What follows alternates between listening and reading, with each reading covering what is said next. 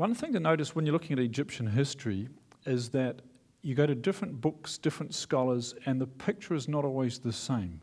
And here's one scholar that makes a very good point here. Here's a statement from a very well-known Egyptologist, Sir Alan Gardner. As you can see, he's very well qualified. And this is what he had to say.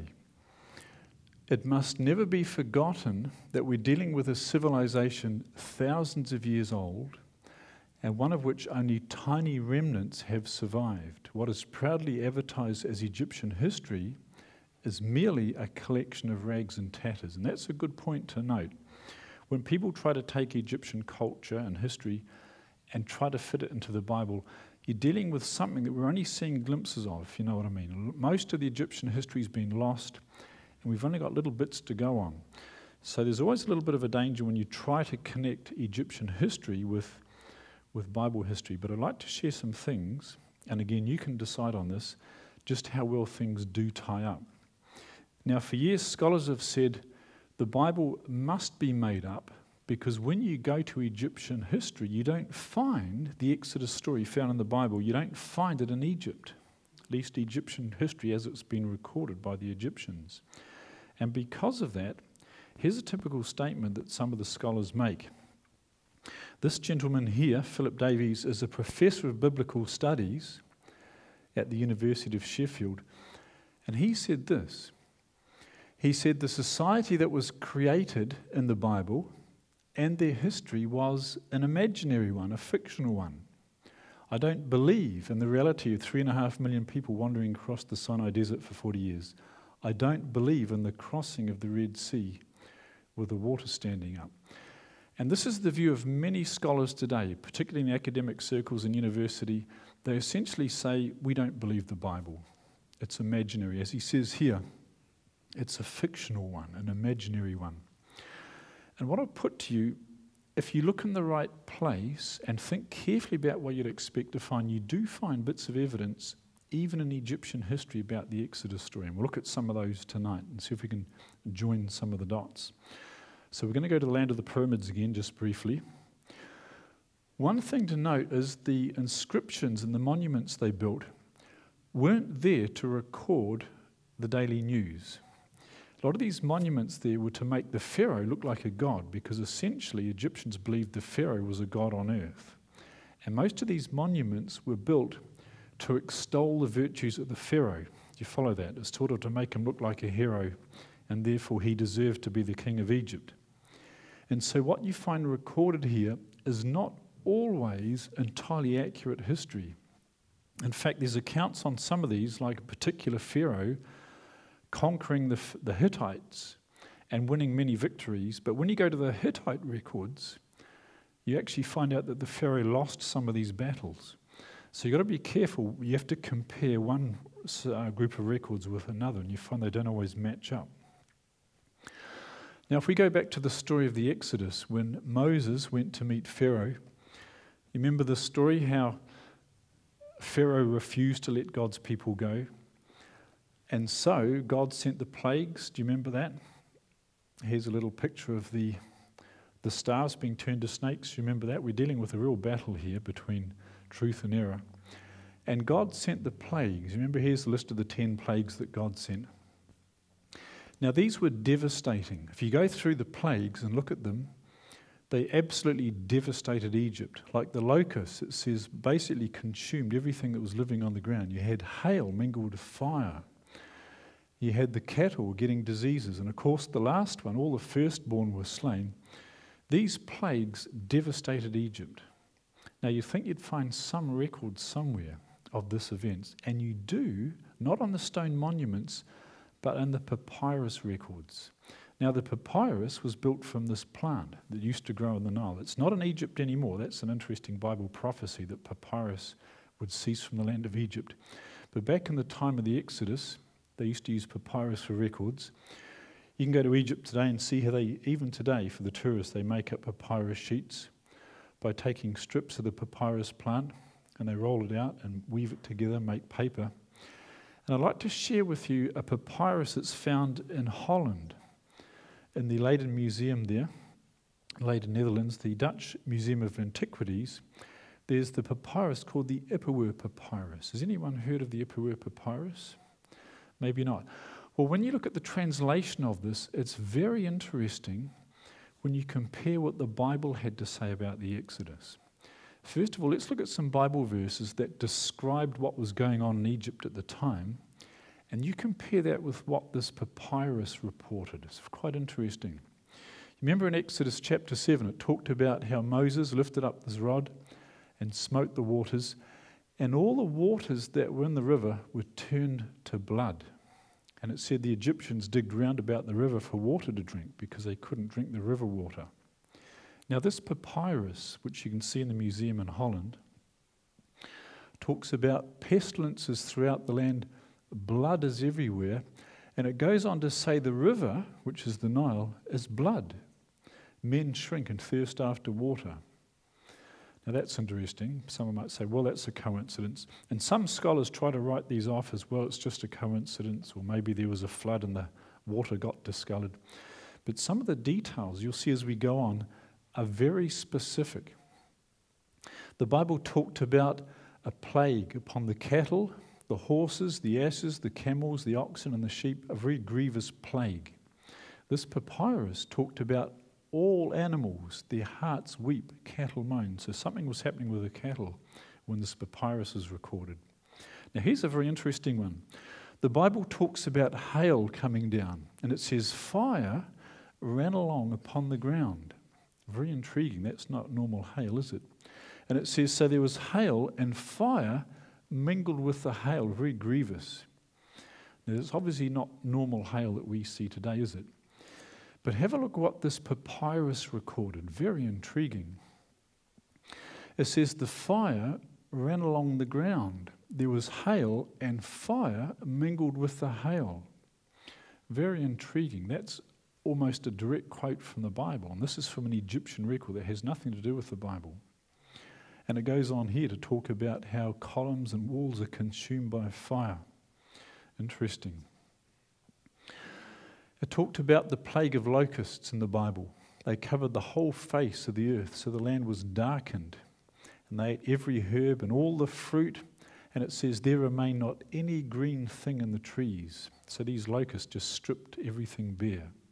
This papyrus talked about no fruit nor herbs are found. It talks about trees are destroyed and the branches are stripped off. And it mentions a noise. It says, oh, that the earth would cease from noise and tumult. Uproar be no more. That maybe was the beating of the wings, these clouds and clouds of locusts. The Bible talked about a thick darkness in the land for 3 days. And it's interesting, this papyrus records something very similar. It says, the land is without light. Then, of course, the last plague, the most devastating of all. It talks about all the firstborn in the land of Egypt shall die. Of course, except where they put the blood on the doorposts, as you may recall. And what happened? This struck Egypt very severely. Even Pharaoh, his firstborn died. It says, Pharaoh rose up in the night, he and all his servants and all the Egyptians, and there was a great cry in Egypt, for there was not a house where there was not one dead. Every family in Egypt had been afflicted by this plague. And this papyrus seems to report the same event. It says, he who places his brother in the ground is everywhere. Groanings throughout the land mingled with lamentations. Forsooth, the children of princes are dashed against the walls. The children of princes are cast out in the streets. That seems to be a reference to the same thing.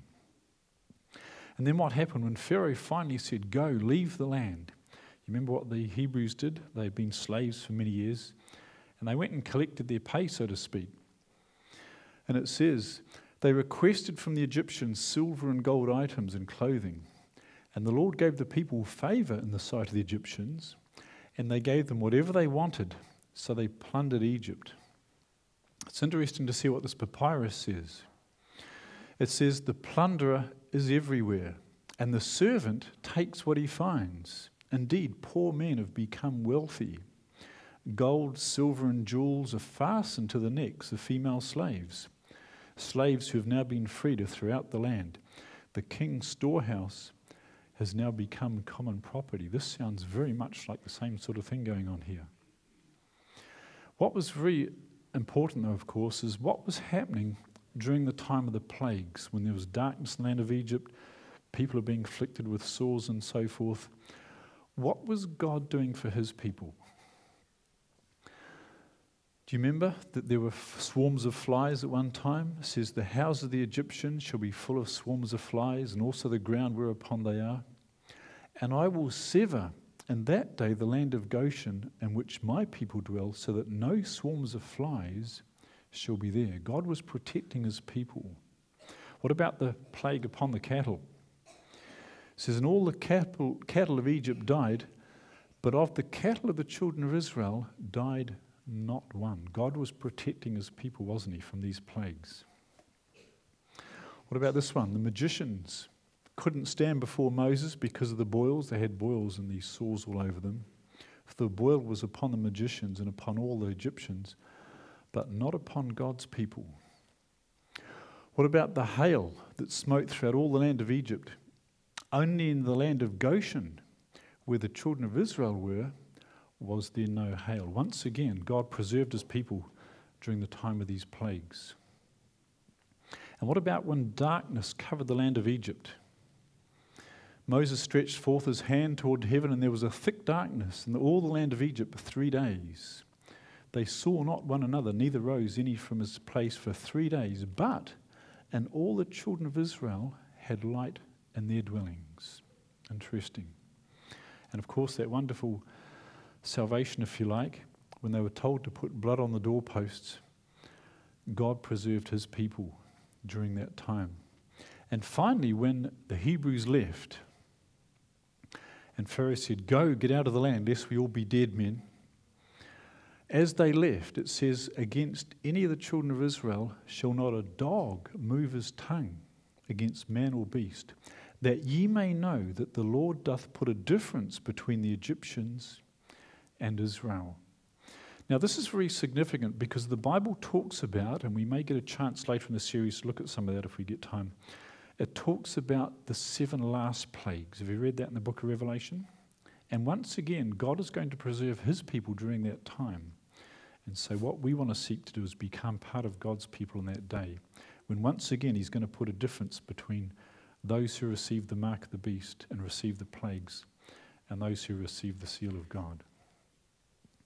In fact, it talks about this in Psalms 91. Here's a wonderful promise for the future. It talks about, thou shalt not be afraid for the terror by night, nor the arrow that flieth by day, nor for the pestilence that walketh in darkness, nor for the destruction that wasteth at noonday. 1,000 shall fall at thy side, and 10,000 at thy right hand, but it shall not come nigh thee. A wonderful promise here in verse 10. There shall no evil befall thee, neither shall any plague come nigh thy dwelling. And what's the reason? Because in verse 9, because thou hast made the Lord, which is my refuge, even the Most High, thy habitation. So people that trust in God in this time that's coming up, spoken of in the book of Revelation, will be safe from those 7 last plagues the Bible talks about. Now, getting back to Egyptian history again, when did the events of the Exodus occur? Can we work out the timing of this? And the answer is yes, if we look in the right place. I've got a little video clip coming up again. This is about 6 minutes long again. And this asks the question, who was the Pharaoh of the Exodus? Who was the Pharaoh at the time when Moses came down? Who did Moses speak to when he said, let my people go? And this video starts to join some of the dots. And after the video, we've got some more very interesting dots we can join.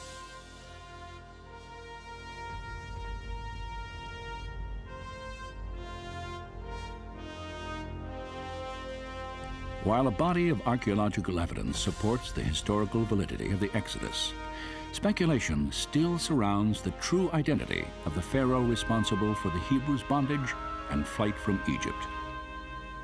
Not surprisingly, there are no helpful clues in Egypt's often self-serving historical records. Nor is the Pharaoh of the Exodus mentioned by name anywhere in the Old Testament accounts. However, Despite the lack of direct evidence, scholars continue their attempts to define the key personalities of the Exodus narrative. And during the past century, two conflicting theories have emerged. They are based on what is now known as the early and late dates of the Exodus. Supporters of the late chronology usually identify Ramesses the Great as the pharaoh who enslaved Israel. The basis for this theory is found in the Old Testament. So they appointed taskmasters over them to afflict them with hard labor, and they built for Pharaoh store cities, Pithom and Ramses. Although there were several Egyptian kings named Ramesses, Ramesses II is most often tied to the accounts of the Israelites' bondage. The reasons are obvious. At the time of Ramesses' birth, in roughly 1304 BC, the period now called the 19th dynasty, Egypt was at the peak of her glory. Ramesses ascended the throne in 1290 BC with a vision to expand his nation's borders. He decided to move his capital from the ancient city of Thebes to the northeastern Nile Delta. There he built a new royal city and called it Pi-Ramesses. Some historians have reasoned that because the name Pi-Ramesses was similar to the city identified in the Old Testament, Ramesses II must have been the pharaoh who enslaved the Hebrews as his workforce. Yet recent archaeological discoveries now reveal that Ramesses II may have actually built his capital and renamed it in his honor on the foundations of a city that had been constructed by Israelite hands at least 300 years earlier. Centuries later, ancient scribes who copied the first written documents of the Exodus account probably used Pi-Ramesses, the newer, more familiar name of the city, in their transcriptions. But if popular interpretations, including Cecil B. DeMille's epic film, depicting Ramesses as pharaoh of the Exodus are incorrect, then which Egyptian ruler actually confronted Moses and his God? Many believe the answer is linked directly to another Old Testament passage. Now it came about in the 480th year, after the sons of Israel came out of the land of Egypt, in the 4th year of Solomon's reign over Israel, that he began to build the house of the Lord. Most historians agree that Solomon commenced building the temple in Jerusalem in 965 BC. According to the scriptures, this construction began 480 years after the Exodus. That means the biblical date of Israel's departure from Egypt is approximately 1445 BC, more than a century before Ramses II was born. This early date for the Exodus, 1445 BC, is supported by numerous archaeological discoveries. And if it is accurate, an intriguing scenario involving Moses and some of Egypt's most illustrious rulers takes shape. 1445 BC would mean the Exodus occurred in the middle of Egypt's 18th dynasty. This was a period when the great shrines of Karnak, Luxor, and Deir el-Bahari rose majestically near the banks of the Nile. Within this chronology, Moses would have been born during the reign of Thutmose I, a warrior king who helped make Egypt an imperial power. Thutmose had a daughter named Hatshepsut. Some scholars have speculated she could have rescued the infant Moses from the Nile and raised him as her son. The very name Moses is of Egyptian derivation. Early in the 15th century BC, Hatshepsut, now herself ruler of Egypt, was locked in a vicious battle for power with her stepson, Thutmose III. Thutmose ultimately took control of the empire and erased the images of Hatshepsut from the monuments she had erected. His hatred for Hatshepsut was perhaps intensified by knowledge she had rescued and raised Moses with the hope he would one day succeed her as pharaoh. Thutmose III was a ruthless conqueror and may well have been pharaoh during the peak of the Israelites' oppression. Some scholars have speculated that he also pursued the Israelites into the Red Sea, for the length of Thutmose' reign and the date of his death coincide almost perfectly with the early biblical chronology. Was Thutmose III the pharaoh of the Exodus? Today, a scarcity of direct archaeological evidence and confusion over precise dating make it difficult to conclusively identify the Egyptian rulers who shaped the destiny of Moses and his people. Yet while these chapters of antiquity may never be completely defined, one thing is certain: the glory of Egypt's pharaohs has long faded into the desert sands. But accounts of Moses and his faith still endure and inspire after 3,500 years.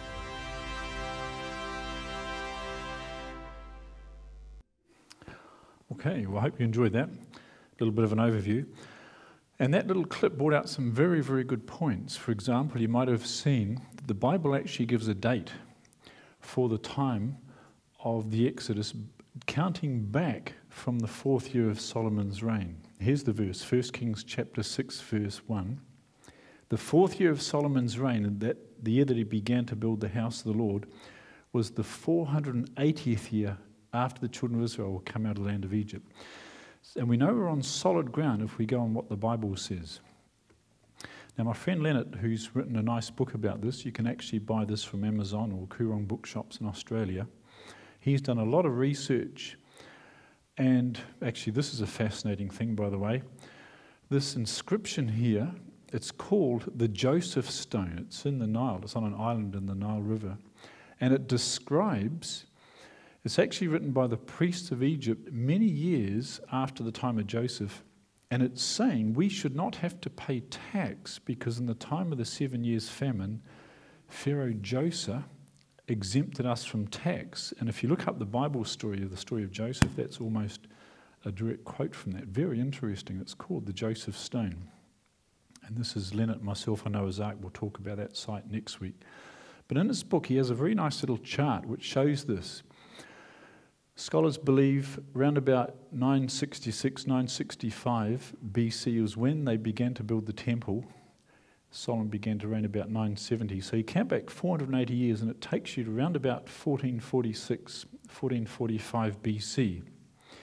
And that takes you to the time in the Egyptian dynasties where you had Hatshepsut, and that fits very nicely that she was the daughter of the Pharaoh, and she adopted Moses. And if you fit biblical chronology in here, Moses spent 40 years in the land of Midian, and work out who was Pharaoh when he came back 40 years later, we come to a very interesting period in Egyptian history. Now, the Egyptians had a system of co-regency. You had Pharaoh ruling on the throne at Thebes, and his eldest son, or the crown prince, if you like, ruled in Memphis. And the titles would change. When they were crown prince, they were given one name, and when they became the pharaoh, they received another name. It's a little bit like you can think about the system we have in the New Zealand monarchy system. You have Prince Charles, who's the Prince of Wales. You've probably heard of that. But one day, his title will change from Prince of Wales into what? The King of England. Do you understand? His title will change, although it's the same person. And apparently, the Egyptians did the same thing. Crown Prince Thutmose IV became Amenhotep III, and his son was Tutankhamun. Now again, different scholars have different ideas. Sometimes they swap these people around, so this is not necessarily in concrete, but this is one way that the dots join very, very nicely. For example, Thutmose IV changed his name. His title became Amenhotep III when he became Pharaoh. Now, if you go to the Sphinx, between the legs of the Sphinx is this enormous stone stele, and there's an inscription on here written by Thutmose IV. And he claims on this stone that one day he was sleeping by the Sphinx, and the Sphinx spoke to him in a dream. And the Sphinx said to him, "If you clear the sand away from me, I will make you Pharaoh." And obviously he became the Pharaoh later. And you've got to ask, why would Thutmose IV create this stele with this story, this account of the Sphinx giving him a dream, giving him a title to become the Pharaoh? if he had it by right. And the thinking goes this way. He's created this story to justify his ascension to the throne because he may not have had it by birthright. Which means, if you think this through, he was not the firstborn. He had to have another claim to become the title, to become the Pharaoh. And that makes sense because you think about when all the firstborn were slain in the land of Egypt, the Pharaoh, who in theory should have been the firstborn son, he did not die. Does that make sense? If he was the firstborn, then the Pharaoh would have died as well. But this would explain that because in theory he wasn't the firstborn. He had to have another claim to the throne. Now this is his son, Tutankhamun, probably very familiar with him, a very well-known discovery because his tomb was discovered undisturbed. It hadn't been robbed when it was discovered in 1922.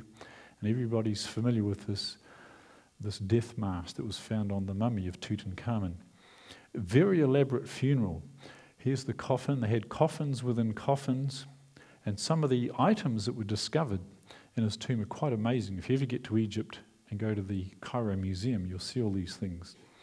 Because in their thinking, when somebody died and they wanted to take these items into the next life, it had to be buried with them.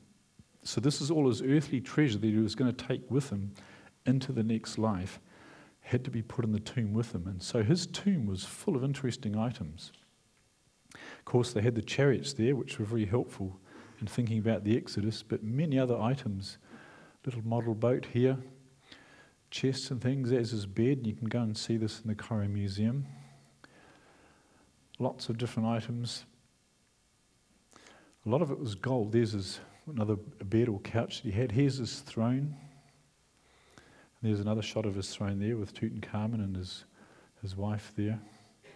Second gold coffin, all made of gold. Quite remarkable. And inside that was another coffin made of solid gold. And if you look in the Cairo Museum today, you'll see these gold items they used to wear, these little handcuffs. Here's some more items. A gold dagger. And this was an iron dagger, cast iron. That was very valuable because iron was very hard to make. So that was looked after. There's his jandals, if you like, made of gold. And the little caps they put on his fingers.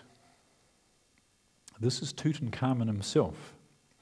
He's looking a little bit older there. He's a few thousand years old now. And people often wondered, he's actually quite young, how did he die? What caused Tutankhamun's death? And for years people have speculated on that. They did some x-rays many years ago, and these are the actual x-rays here. And when they did these x-rays, they noticed a fragment of bone here. And they thought, aha, this could be how he was killed. Somebody clubbed him on the back of the head one night when he was sleeping on his bed. You might have heard this theory.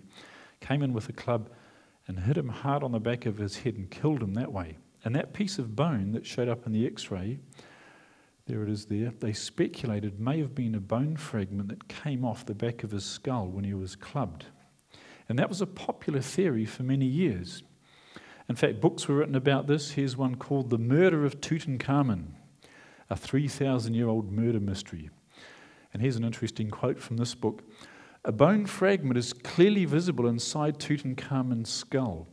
Could this fragment have been the effect of a violent blow struck at the pharaoh's head with an evil intent, a blow that killed Tutankhamun? That's what they speculated for a long time. He went on to say this, though. If there was a significant hematoma, that's like a big blood clot from when the blow was struck, that remained for some time after the injury, this might be detectable with a high-powered CAT scan. If and when the mummy of Tutankhamun is examined again, this should rank high on the list of procedures to be performed. Well, you know, that was done. They did a CAT scan. Here's the BBC News report about this. It was done in 2005. They put Tutankhamun in the CT scanner and they scanned him. And one thing they found from this, they found no evidence of a blow on the back of the head. Here's what they said. A CT scan of his remains in 2005 led researchers to say that he was not murdered and may have died of complications from a broken leg, something quite different. So after this CAT scan, They still didn't fully understand what he died of, but it says, all rejected the long-standing murder charge. Not all of them agreed. They still didn't understand what was going on here, but they could see clearly he did not die from a blow on the back of the head. They suggested maybe he died from an infection from a broken leg. That was one suggestion that came out of this. Others suggested maybe that leg was broken when Howard Carter pulled him out of the coffin, because apparently he was glued in there with resin. So maybe the broken leg came from that. Do you know, here's a report from the New Zealand Herald a couple of years ago. And guess what the theory is now? King Tut died of malaria. In other words, they don't know. They keep putting forward all these different theories, which, as they do more investigation, they discover, okay, that's not the reason. What I'm going to suggest to you is something quite radical, but it fits. We're just going to join some dots here, and again, if you don't accept this, that's fine. There's no pressure on this, but I'll share some very interesting tie-ups. This is Tutankhamun here, and National Geographic reconstructed what he looked like. I don't know if you saw this a couple of years ago, where they modelled what he probably looked like. He was quite young, very young. Now, I'd like to share something with you very interesting. If you want to join the dots, I'm going to share something that doesn't come from Egypt, but comes from Turkey. This tablet here, this is a Hittite tablet, which you can go and see today in the Archaeology Museum in Istanbul. It's on display there. And this dates back to, notice the dating here, about the time of the Exodus, according to the Bible. The Hittites, by the way, covered this area here in Turkey. This is Egypt down here. This is where the pharaohs lived. But the Hittites were a growing power. They were rising into power. And this tablet is a Hittite tablet recording the deeds of one of the kings of the Hittites. It's the deeds of King Suppiluliuma I. And this is the archives, the records, if you like, the chronicles, written by his son. And this is a translation. You can see here, it's a bit hard to read, so here it is enlarged here. This is the translation they've got in the museum right by this tablet. And this is what King Suppiluliuma's son wrote about what was happening with his father, the king. And this is how it translates. It says, because their lord, Nibhururiya, and that is Tutankhamun. They know that. The translators know that this is Tutankhamun. So because Tutankhamun had just died, the Egyptian queen, who had become a widow, sent an envoy to my father and wrote him as follows. So this is Tut's widow, his wife, who's now a widow, writing to the king of the Hittites. And she says this, my husband died and I have no son. People say that you have many sons. If you were to send me one of your sons, he would become my husband. Never shall I pick out a servant of mine and make him my husband. I am afraid. Now this is intriguing, because when the Hittites got this letter from the Egyptian queen, they thought, wow, this is totally out of the... This isn't normal, because the Egyptians were seen as the world superpower. This was amazing. This would be like, if you want an equivalent today, imagine if Parliament in Wellington got a letter from the Congress in the United States saying, President Obama has just died. Please send us one of your MPs and he'll become President of the United States. That's what it would be the equivalent of. And you can read here in the tablet, it goes on to say, when my father heard that, he called the great council and said, since the most ancient times, such a thing has never happened before. It seems so out of the ordinary for the Hittites. He proceeded to dispatch Hattusili the chamberlain, saying, go, bring you reliable information back to me.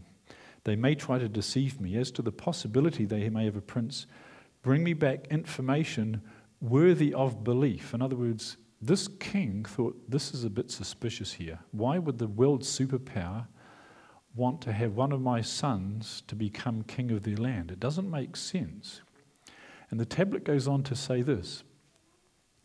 The Queen of Egypt wrote back to my father in a letter thus, why do you say they deceive me in that way?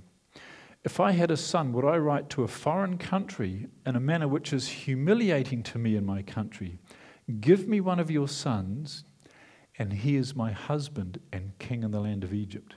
Pretty radical, isn't it? And so what happened? The Hittite king finally sent a son down there. Because my father was kind-hearted, he complied with the lady's wishes and decided for sending his son. And the tablet in the museum, the little plaque in the museum, not the tablet, but the plaque next to it, says, from another text, we know that the Hittite prince never reached Egypt, but was murdered along the way. Something was going on in Egypt at this time. There was a power struggle going on. Can you see this? Now, if you think this through, why on earth would Tutankhamun's wife write to a foreign power asking for a son to be sent to Egypt for her to marry to become king of Egypt? This only makes sense in light of the Exodus. Does that make sense? You think about it. Egypt's been devastated. What happened to the army of Egypt? All drowned in the Red Sea. They're gone. The king, the Pharaoh, is gone. The crown prince, Tutankhamun, who was going to be the next king, has just died as their firstborn in the plague. So here's this poor little widow saying, what are we going to do? As soon as the nations round about us hear what's gone on, we're going to be invaded. People are going to come in and strip Egypt bare. And they thought, I know. We'll form an alliance with the next world's most powerful country, the Hittites. If the king of the Hittites sends one of his sons down here, marries me, and if anybody dares attack us, guess who's going to come and help his son? Daddy will come down and help. Do you get the picture? That's the only way this makes any sense. It fits right into the Exodus. Now, of course, we know from the Bible how the Hebrews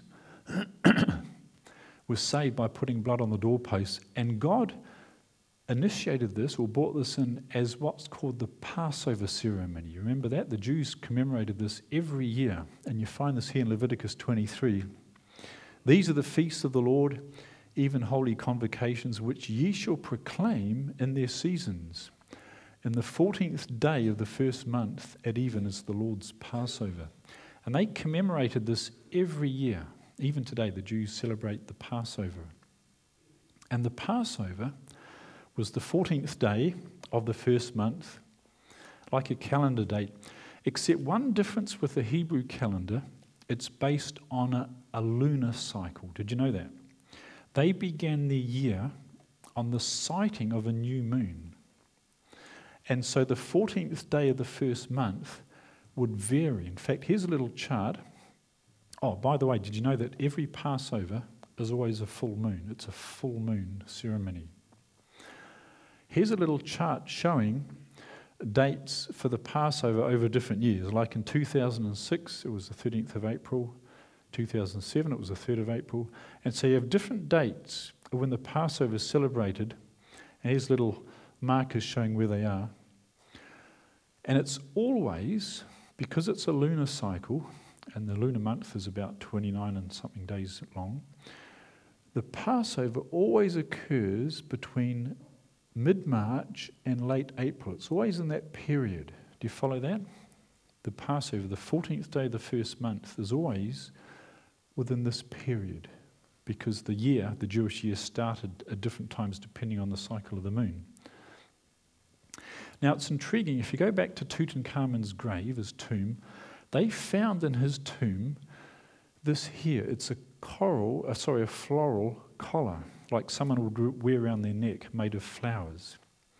And it's intriguing. If you look on the Luxor government website here, where it describes this is off the Egyptian government website, it says this: by examining the floral wreaths, they were able to establish the burial season of the sovereign between, and notice this, mid-March and late April. And how did they know that? It says because botanists recognized cornflowers, bittersweets, and mandrakes which blossomed during that period. So in other words, based on the type of flowers here, they could tell, we know what time of year Tutankhamun died.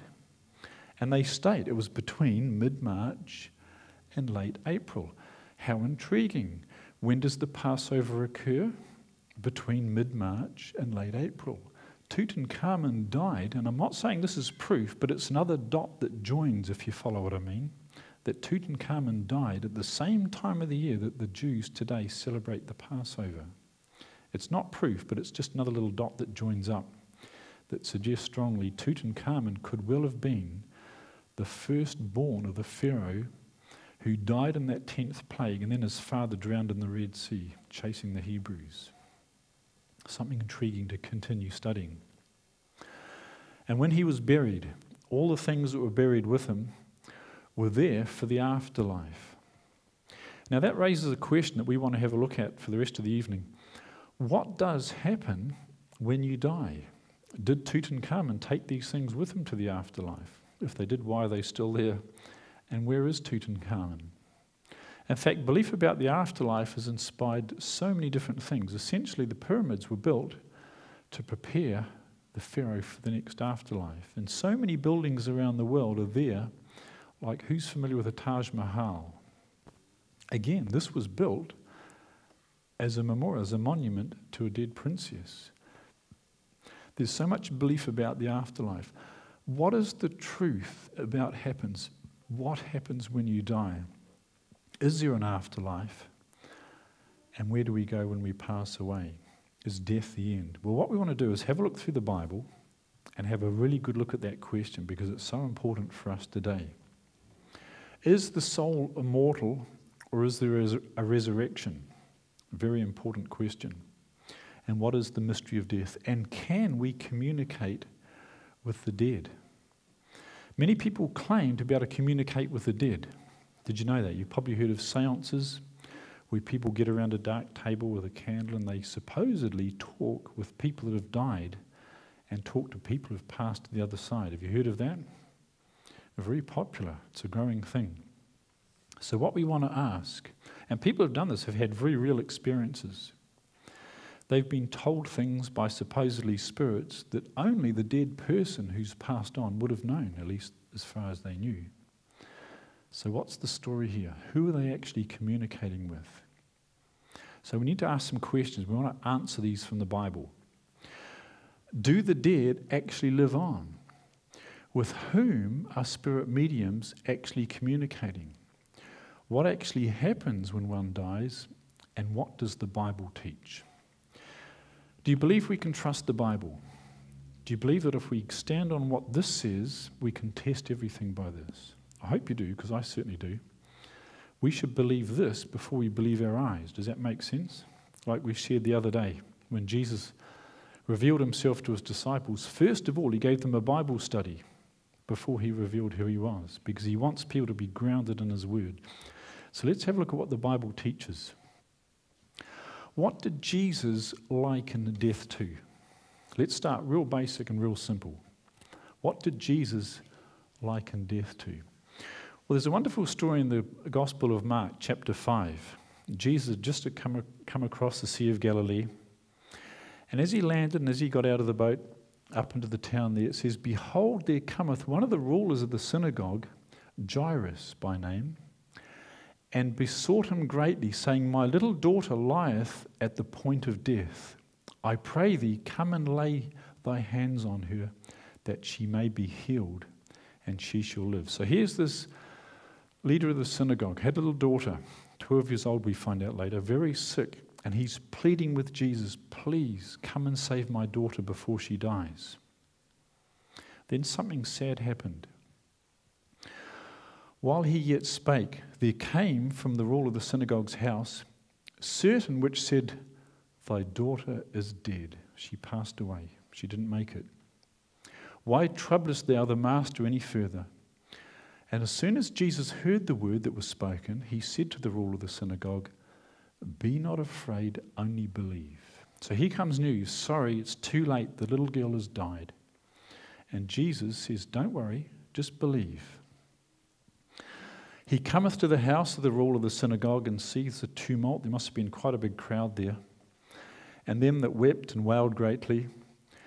And when he was come in, he says unto them, "Why make ye this ado and weep? The damsel is not dead, but sleepeth." Now, what had happened to the little girl? Was she just asleep? No, she was dead. In fact, people, it says they laughed him to scorn. They thought, this guy doesn't know what he's talking about.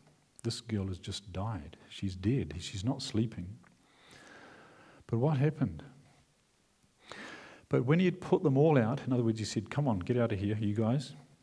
He taketh the father and the mother of the damsel, And then that were with him, and entered into where the damsel was lying.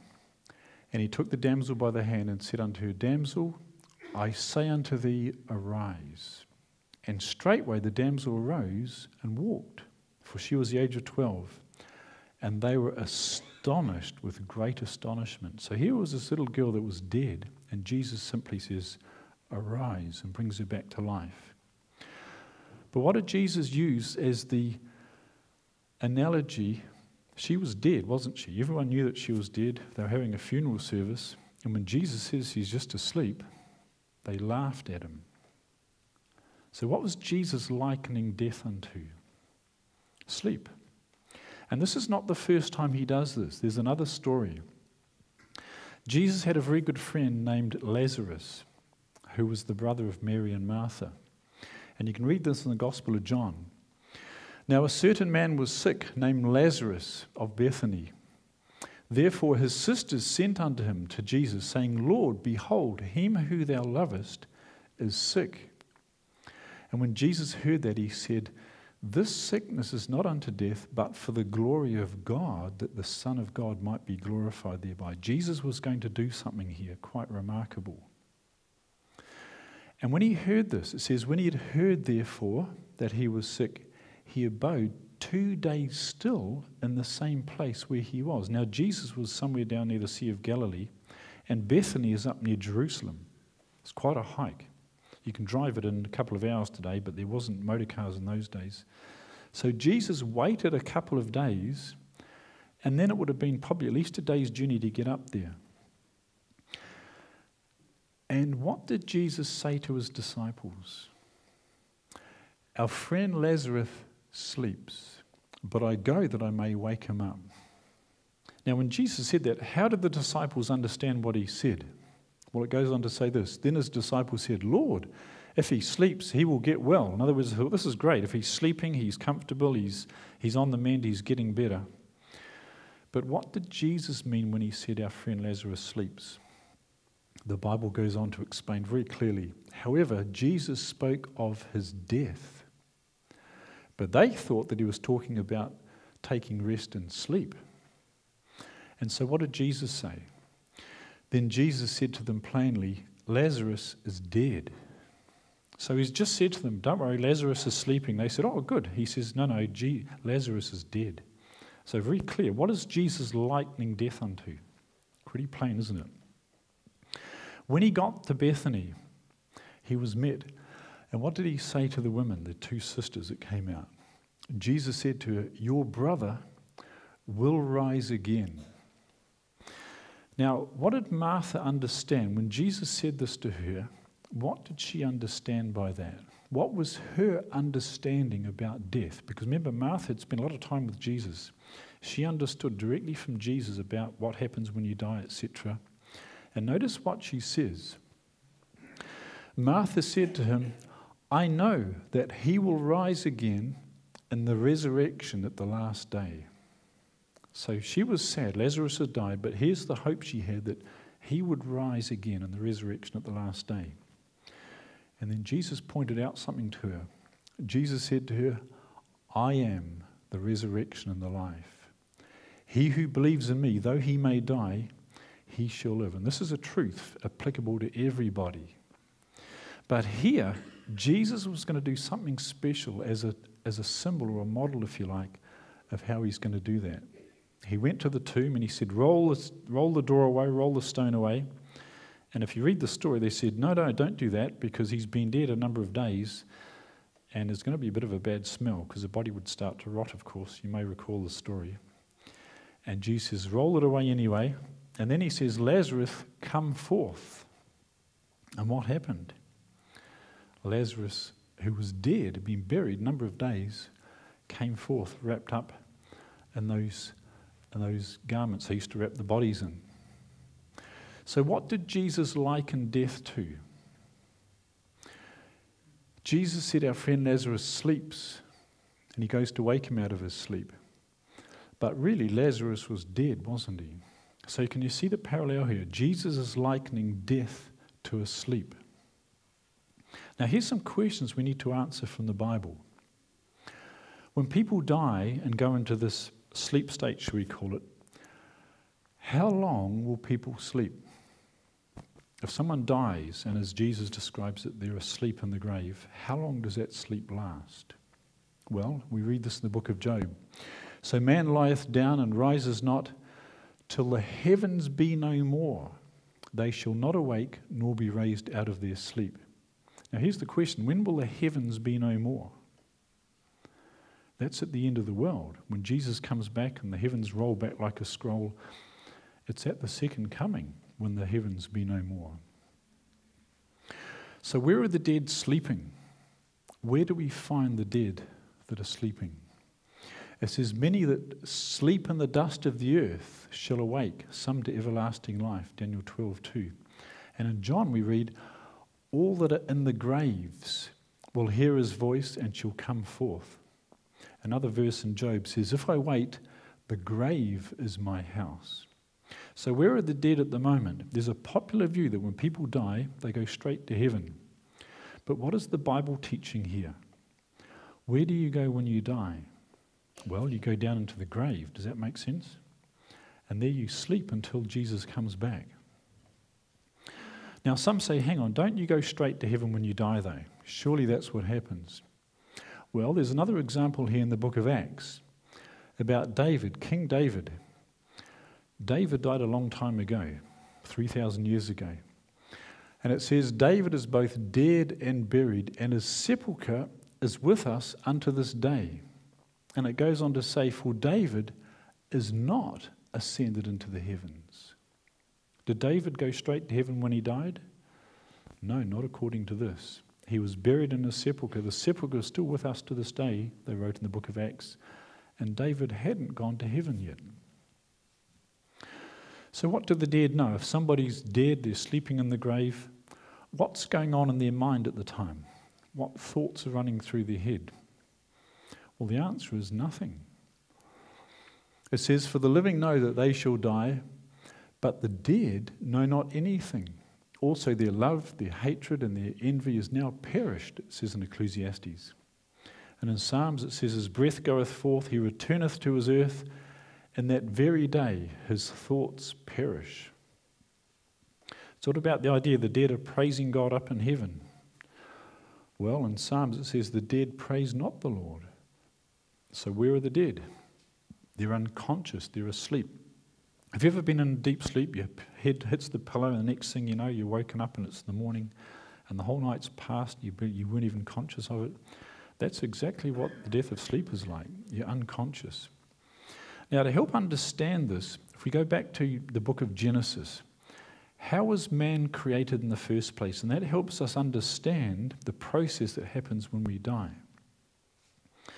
The Bible tells us that the Lord God formed man of the dust of the ground and breathed into his nostrils the breath of life, and man became a living soul. Can you see that? So there's two elements here. When God created man, he took the dust of the ground, he breathed into him the breath of life, and man became a living soul, the Bible tells us. So essentially, dust of the earth, plus this breath or spirit that God puts into us, and Adam became a living soul. Or you could look at it this way, the elements of the earth, the dust of the ground, plus that breath of life from God, and you have a living being. Some translations actually translate a living being in Genesis. Because essentially the same thing, a living soul equals a living person, one and the same. So God takes the elements of the ground, breathes life into it, and presto, you have a living human being there. So it's quite simple. Body plus the breath of life equals a living soul. There's the formula that God initiated right in the beginning of how man, what we consist of. We consist of elements, and if we die, our body moulders away back into the elements again. So what happens to this formula when we die? Well, it's interesting. God said to Adam, dust thou art, and unto dust thou shalt return. Remember, after they sinned and they lost eternal life, one of the things God said to them was, you came from dust and you're going to go back to dust. And here the Bible spells this out. Psalms, thou hidest thy face, they are troubled. Thou takest away their breath, they die and return to their dust. That's echoing exactly the same thing from Genesis. Another one, Ecclesiastes. Then shall the dust return to the earth as it was, and the spirit, which literally means breath, it's Hebrew ruach, shall return unto God who gave it. So that's what happens. Does the Bible say that man has an immortal soul? Now there's a big question. What does the Bible say? Ezekiel 18, it says, the soul that sinneth, it shall die. In Revelation 16, it talks about every living soul in the sea died. Even sea animals have souls, it says. They're called souls. And notice this from Ecclesiastes. For that which befalleth the sons of men befalleth beasts. Even one thing befalleth them. As the one dieth, so dieth the other. Yea, they all have one breath, so that a man hath no preeminence above a beast. In terms of our life on earth here, we don't have any preeminence above the beasts in terms of having anything special like a soul, so-called, an immortal soul. God has given us life, He's given all the animals life. The difference, of course, is God came to die to save human beings. We have another chance at eternal life, and we'll see that as we go on. So are we naturally immortal? Do we have immortality built into us from the day we are born? And the answer is no. It talks about the King of Kings, this is talking about Jesus here, who only hath immortality. Another verse talks about, shall mortal man be more just than God? The only being that has immortality is God. We don't naturally have immortality. Immortality is something we need to seek for, and God will give it as a gift. We don't have it by right born into us. It's interesting, if you do a Bible study in a concordance, the words soul and spirit occur 1,600 times, but never once are they said to be immortal. It was only through access to the tree of life that Adam and Eve had immortality. And we don't have access to that, at least not yet. God is going to restore that, as we'll see. So what is it that we need to seek for? The Bible in Romans says, we're those, in other words us people, who by patient continuance in well-doing seek for glory and honour and immortality, eternal life. Immortality is not something that we naturally have. We lost that way back when Adam and Eve lost access to the tree of life. But that tree of life we'll have access to again if we're faithful and we get taken to heaven. So immortality is something we need to seek for. So when will God's people receive this gift of immortality? When does it happen? And the Bible's quite plain here in Corinthians. It says, in a moment, in the twinkling of an eye, at the last trump. And we'll look at when that happens. For the trumpet shall sound, and the dead shall be raised incorruptible. Here it is. And we shall be changed. For this corruptible, that's our present state, must put on incorruption. This mortal, that's us in our present state, must put on immortality. So when this corruptible shall have put on incorruption, and this mortal shall have put on immortality, then shall be brought to pass the saying that it is written, death is swallowed up in victory. So immortality is coming, but we don't have it yet naturally. Now here's the question then. If we don't naturally have immortality, and when we die our thoughts perish and we're lying in the grave dead until the resurrection with no consciousness, who are people speaking to when they go and see a spirit medium? Who are these spirits of the dead that are communicating with people? Can the spirits of the dead communicate with us? Well, it says in Job, so man lieth down and rises not, till the heavens be no more, they shall not awake, nor be raised out of their sleep. So can a spirit medium, if you go and see a spirit medium and say, I'll pay you money, can you please bring up my auntie?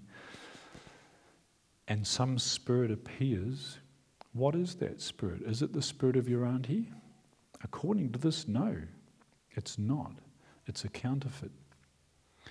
Talks about a dead man. His sons come to honour, and he knoweth it not. They are brought low, but he perceiveth it not of them. In other words, dead people are not consciously looking on what's happening on this earth anymore. They're not looking down from heaven or looking up from hell. When you die, your thoughts perish until the day of the resurrection. Nothing's more is done. It's very interesting to note the very first lie of the devil to mankind, way back in the Garden of Eden. Remember the serpent was talking to Eve? And one thing he said was this. The serpent said to the woman, "Ye shall not surely die." This was the first lie about spiritualism. Satan saying, you won't die, you're immortal. You know, in the Bible, people who have communications with the dead are actually communications with what's called in the Bible the spirits of devils. And those who believe they're talking with the with the dead loved ones are actually talking with demons. And there's a couple of stories in the Bible like that. The Witch of Endor, and also in Corinthians. There's a bit of homework for you if you want to do some more study. So should Christians try to communicate with dead people? Someone claims to be able to talk to the departed loved ones. Should Christians have anything to do with that? Well, you know, back in the Old Testament, anyone who tried to do that in old Israel was put to death. It says, when they shall say unto you, seek unto them that have familiar spirits, and unto the wizards that chirp and mutter, should not a people seek unto their God on behalf of the living? Should they seek unto the dead? And what does it say? To the law and the testimony, if they speak not according to this word, surely there's no light in them. It was actually forbidden for people to try to contact the dead because they were communicating with devils, demons. And here's the thing, people who tried to do this, what was the punishment? A man also or a woman that hath a familiar spirit, here it is, this spirit communications, or that is a wizard shall surely be put to death. They shall stone them with stones, their blood shall be upon them. God said, don't have anything to do with this because it's a deception. Anyone who claims to be able to communicate with the dead, put them to death because they're dealing with the devils. That's what it was all about. Now, some people say, but hang on a minute. If you read through the Bible, aren't there some passages that contradict what you've just said? And on the face of it, there are a couple of passages which seem to pose a bit of a question. We'll look at one of them right now. Remember when Jesus was on the cross and he was talking with the thief who was crucified next to him? And you remember the passage? This is what Jesus said. You can look this up in your Bible. Here we go. Jesus said, verily I say unto thee. Remember what happened? The thief on the cross said, remember me when you come into your kingdom. He gave his life to Christ right there and then. And Jesus said this to him, verily I say unto thee, today thou shalt be with me in paradise.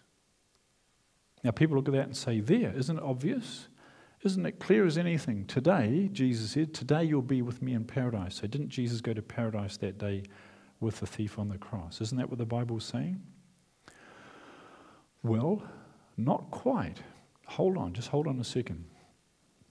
Did Jesus go to paradise that day? And the answer is no. You can show this from the Bible. Because what happened? He died that day, that Friday, put in the tomb, and he was resurrected on Sunday, and he says, I'm not yet ascended to my Father.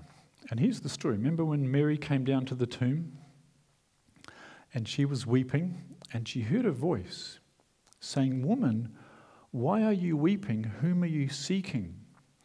And she thought he was the gardener. This is right on resurrection morning. Says she, supposing him to be the gardener, said to him, sir, if you've carried him away, tell me where you have laid him and I will take him away. She heard this voice and thought it must be the gardener. And he's taken the body out of the tomb. And what did Jesus say? Mary. And she must have recognized that voice straight away. She turned and said to him, Rabboni, which is to say teacher. She suddenly recognized who he was. And notice what Jesus says. Jesus said to her, do not cling to me, for I have not yet ascended to my Father. But go to my brethren and say to them, I am ascending to my Father and your Father, and to my God and your God. So what happened? Had Jesus gone to paradise the day that he died? The answer is no. He was put in the tomb, he was resurrected Sunday morning, and then he went to paradise. So he hadn't gone until after he was resurrected. So how do we resolve this little issue here? In Luke, it says, "Verily I say unto thee, today thou shalt be with me in paradise." And the answer is very, very simple. When the Greek was written, they didn't have any punctuation. The comma that you see here was not in the Greek. There's no commas or full stops in the Greek. There's no capital letters or small letters. It just looks like a big string of letters. And the punctuation here is being put in by the translators where they thought it would best go. But bear in mind that comma is not inspired. And if you put that comma after the word today, it makes perfect sense. Let me illustrate that. It would read then, he says, this is Jesus on the cross. He's nailed to the cross and the thief is next to him, and he's saying, "Verily I say unto thee today when I'm dying on the cross, when it looks like I'm defeated, today when I'm dying, I can say to you, you will be with me in paradise." Do you understand what he's saying? He's not saying today you'll be in paradise, but today when I'm dying on the cross, I can tell you that you will be with me when he gets to paradise.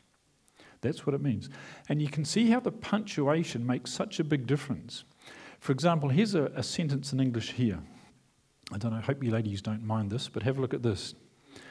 It says, "A woman without her man is nothing." What do you think of that? Do you agree with that sentence? Now, I'm not going to change any of the words here. I'm just going to put in some punctuation so you can sort of see what that's saying.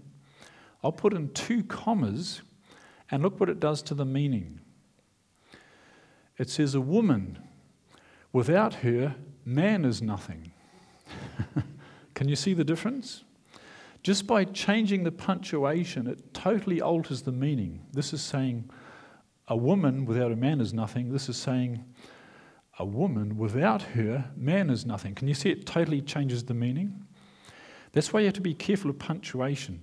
The Bible is consistent with itself, and if you find what appears to be a contradiction, look a little bit deeper, and you'll find that usually it's just our understanding, or maybe the punctuation in that case, alters the meaning. Punctuation can make a difference. The wonderful thing is that Jesus got victory over the grave because he was raised from the dead. He now gives us a victory. Sorry about my croaky throat. And because Jesus was resurrected, he can take us back to heaven with him. Blessed and holy is he who has part in the first resurrection. Over such, the second death has no power. That first resurrection is going to happen when Jesus comes back. When Jesus comes back in all his glory. And here's the description from the Bible in Thessalonians. It says, "The Lord himself will descend from heaven with a shout, with the voice of an archangel, and with the trumpet of God, and the dead in Christ will rise first." Here it is.